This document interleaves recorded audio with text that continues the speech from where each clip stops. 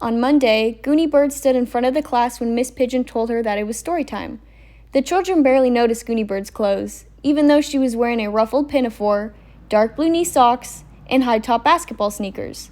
The second graders, and Miss Pigeon too, were all too much more interested in Gooney Bird's earrings. The earrings dangled and glittered and were very large. "They're beautiful," Kiko said in an odd voice. "My grandma's house has doorknobs that look like that," Trisha announced. "And she has a sparkly chandelier in the dining room. My grandma's very rich." "Do you have holes in your ears?" Malcolm asked. "My mom does. My mom went and had holes stabbed right into her ears with a needle." "I did too," Beanie called out. "I have pierced ears." "So do I," Miss Pigeon told the class. She turned her head from side to side so that they could all see her small gold earrings. "No," Gooney Bird said, "my earrings screw onto my ears. They have little screws that you turn." Barry Tuckerman thrust his arm into the air and waved it wildly. Around him, other children had their hands raised too. "My mom has pierced ears," Barry said loudly. "Ben?" Miss Pigeon said next. Ben said, "My mom has pierced ears, and so does my grandma." "All right, class," Miss Pigeon said. "Does anyone else have something to say which is not about pierced ears? Because it is time for Gooney Bird to begin today's story." All of the hands disappeared except one. Chelsea kept her hand high in the air.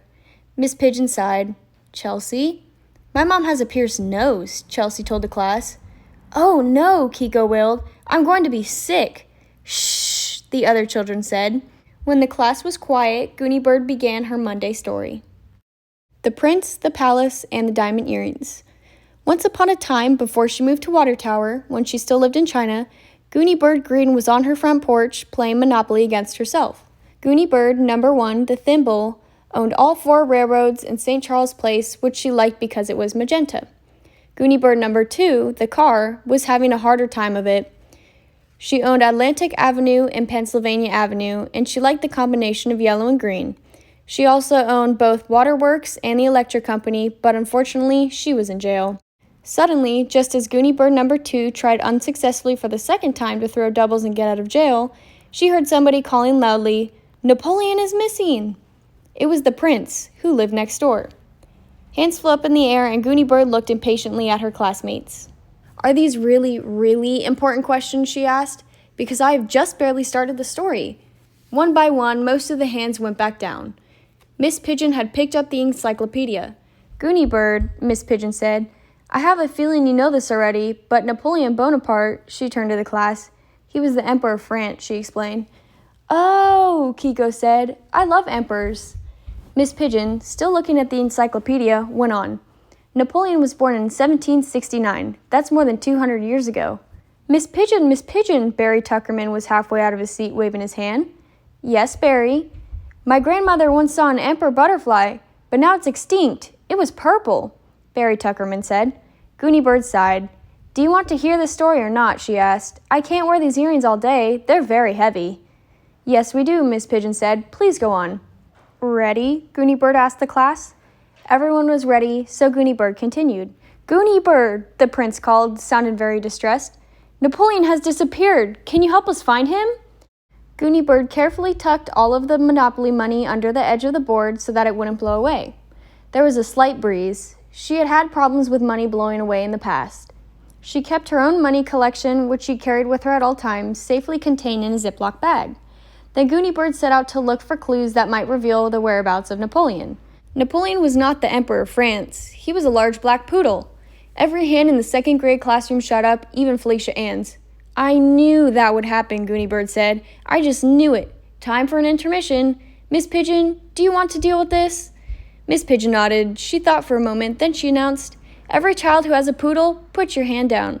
4 hens went down. "Now," Miss Pigeon said, "every child whose grandmother has a poodle, hands down."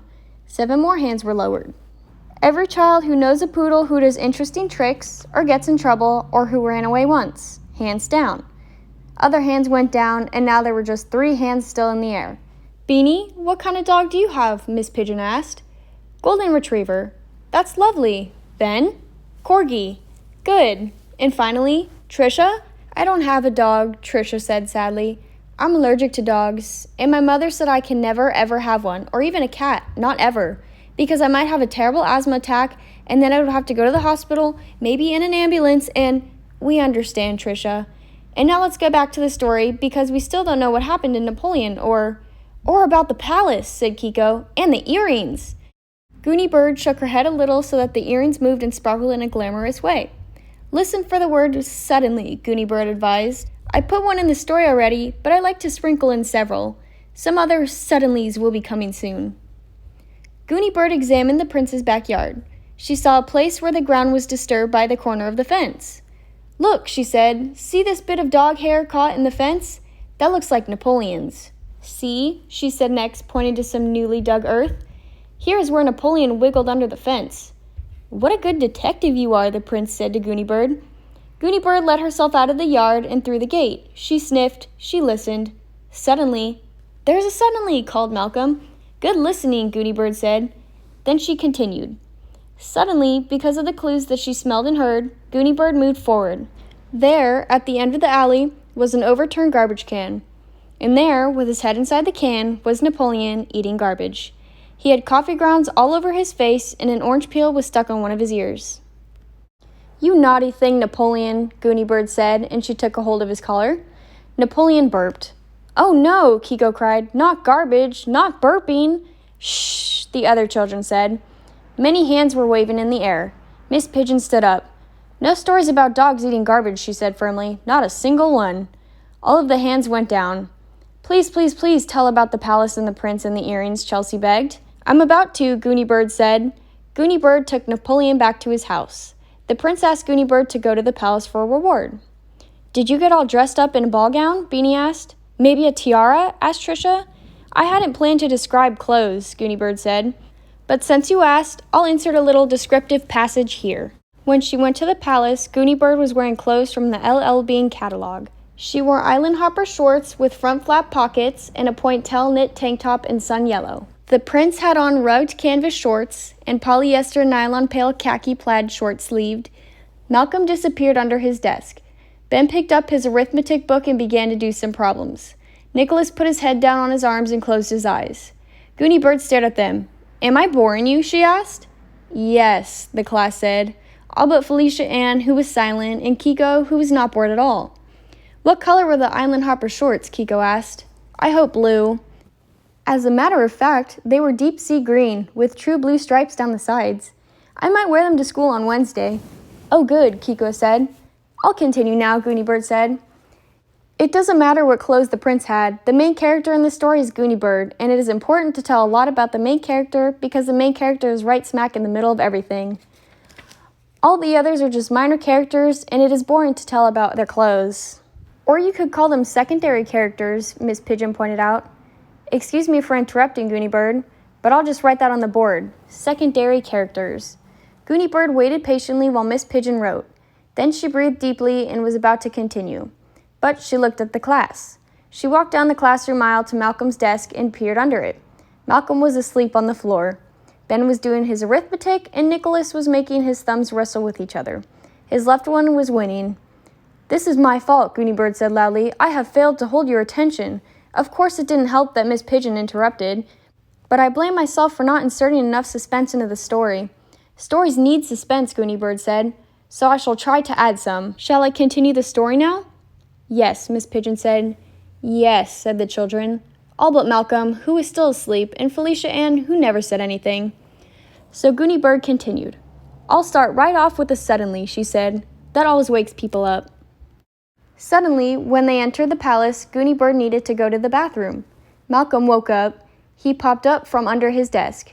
I have to go to the bathroom, he said. Go, Miss Pigeon told him and pointed to the classroom door. Malcolm hurried from the classroom. Did the palace have bathrooms? Beanie asked.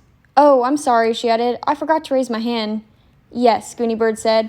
The palace had 2 bathrooms, gentlemen and ladies. And what about the diamond earrings? Tricia asked.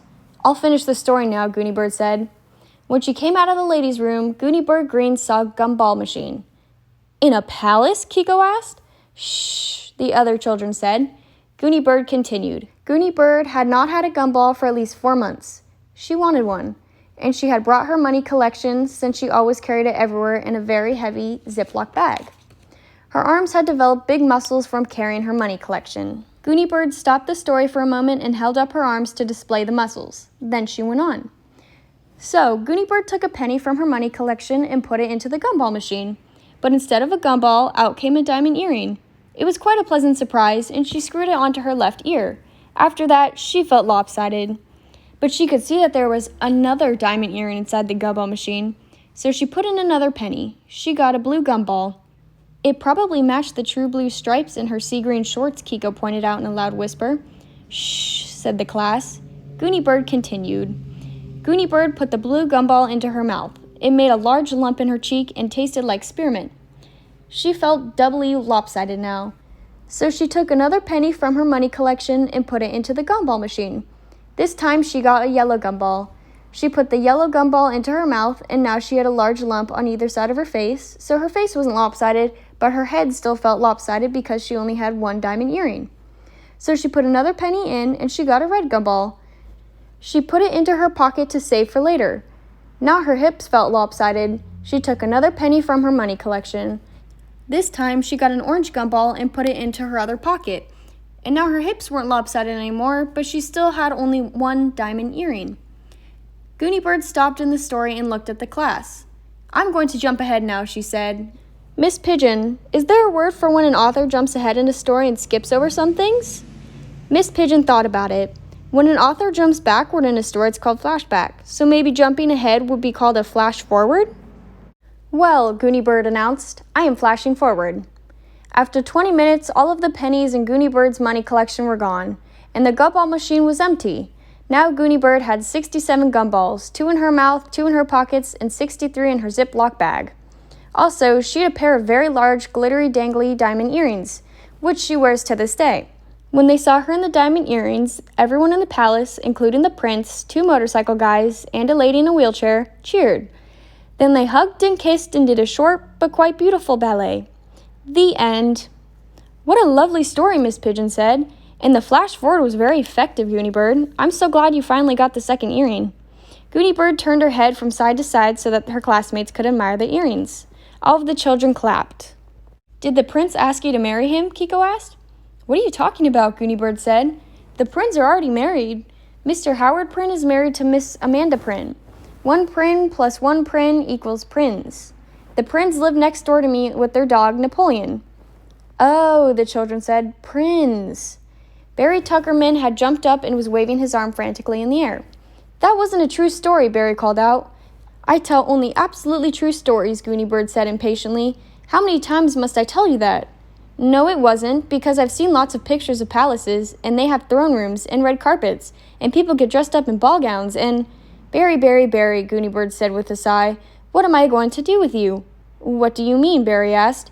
You're talking about a small pea palace. But I was talking about a capital letter ice cream shop called The Palace, where they have bathrooms, Beanie suggested. And a gumball machine, Chelsea said, with diamond earrings. Exactly right, Gooney Bird said, and she took her seat. Then carefully she unscrewed the dangling earrings. Ouch, she said, these really hurt. Malcolm returned to the classroom. Did you get out of jail, Gooney Bird? He asked. Gooney Bird looked unhappy for a moment. No, she said. Napoleon ate my Monopoly game.